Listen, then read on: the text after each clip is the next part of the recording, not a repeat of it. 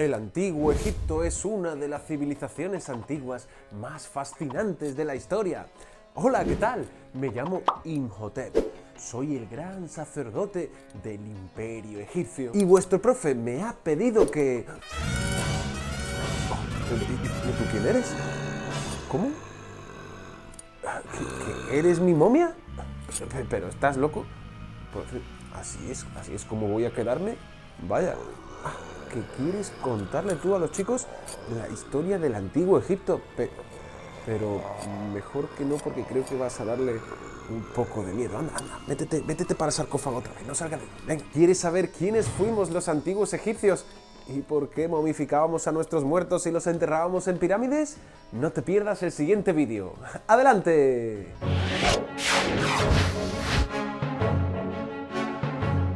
Egipto se encuentra aquí, entre el mar Mediterráneo y el mar Rojo y los desiertos de Libia, Arabia y Sáhara. En estas tierras áridas no podía vivir nada que no fuera por nuestra fuente de vida, el Nilo. Las tierras de Egipto están formadas por dos grandes regiones: el Bajo Egipto, un extenso valle en el delta del Nilo, y el Alto Egipto, una zona árida donde solo es posible la vida en esa estrechísima franja inundada por las aguas del gran río. La inundación del Nilo es lo que nos permite a los egipcios poder vivir de nuestra tierra. ¿Y sabes cómo ocurre? De manera muy curiosa. En verano, cuando se deshielan las montañas en las que nace el río, el cauce de sus aguas, sube.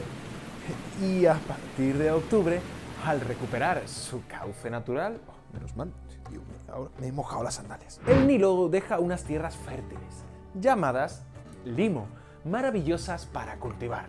Controlar las crecidas y esos cultivos fue el principal objetivo del Estado egipcio, que iba a surgir en torno al cuarto milenio antes de Cristo, como verás. Ahí, en esa franja diminuta, comienza la historia de Egipto. Desde el quinto milenio antes de Cristo, sí, muy lejos, las tribus que vivían dispersas por todo el territorio se concentraron a orillas del río Nilo, hasta que hacia el 3500 antes de Cristo, el rey Narmer unificó el Alto y el Bajo Egipto bajo su reinado y se coronó como faraón de ambos reinos, creando un solo estado, es decir, un solo gobierno fuerte y unificado. Para nosotros, Narmer es como el fundador. A partir de entonces, Egipto estuvo gobernado por distintas dinastías de faraones, es decir, familias reales, que se mantuvieron en el poder durante 3000 años.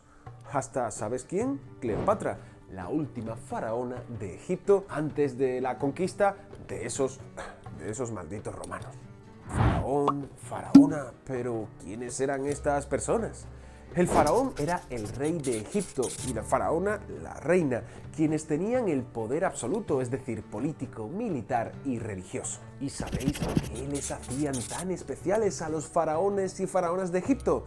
Pues que eran considerados por su pueblo como nada menos que un dios. Sí, un dios, sí, como el que está allá arriba.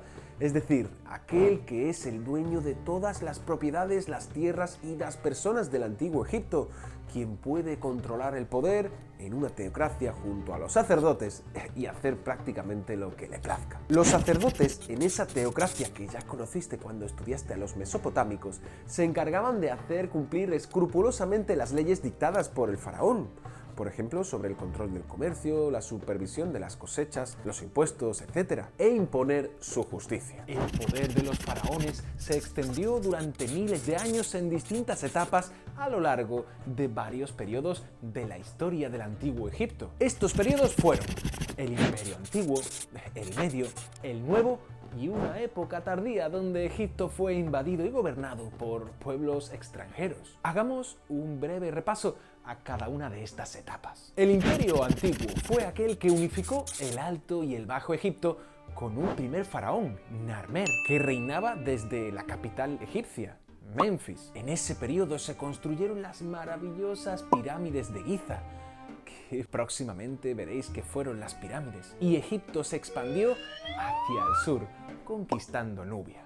Tras esta etapa, Egipto perdió su unidad territorial y los faraones dejaron de controlar el poder hasta que volvieron a recuperarlo y a unificar el reino en el llamado Imperio Medio, donde el imperio se expandió hacia Oriente Medio y su capital se trasladó a Tebas, otra gran ciudad, ¿eh? Tras otro periodo intermedio donde el poder del faraón dejó de controlar Egipto, el Imperio Nuevo se alzó como el de mayor prosperidad en Egipto. Aquí destacamos a grandes faraones, como por ejemplo al faraón Ramsés II, el que será quizá el más conocido de todos. Y por cierto, esta es su momia, sí, creedme. Pero sí parece mi abuelo recién levantado de la siesta. Hola. En el Imperio Nuevo, Egipto afianzó su control sobre todos sus territorios, así como también sobre Oriente Medio.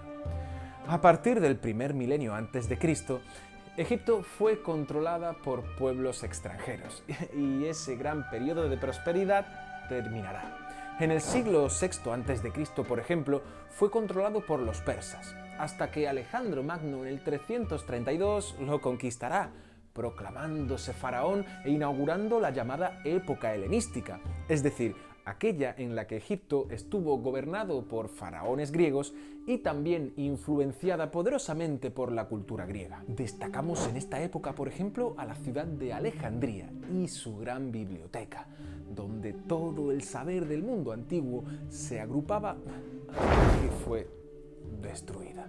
¿Cómo termina la historia del antiguo Egipto? Pues en el siglo I a.C., los romanos conquistaron Egipto, acabando con el poder de la última faraona helenística, Cleopatra, una gobernante muy interesante, ¿eh? Y así termina nuestra historia. La historia de Egipto es fascinante, como has visto, y muy grande. Tanto que te voy a dar un dato que seguro te va a explotar la cabeza. Entre Cleopatra, que ya has estudiado, y las pirámides de Giza, aquellas construidas en el Imperio Antiguo, pasó más tiempo que entre Cleopatra y tú. Sí, de verdad, créeme. Para que veas cuán larga fue la historia de Egipto, seguiremos estudiando la historia del Antiguo Egipto en un vídeo próximo. Y ahora, ¿te ha gustado este vídeo? ¿Por qué no me lo dejas aquí abajo en los comentarios, así como también tu like y tu suscripción? Y ya sabes, si te gusta la cuna de Halicarnaso, no te pierdas los vídeos que hago desde mi canal para que sigas aprendiendo historia de manera diferente. ¡Adiós!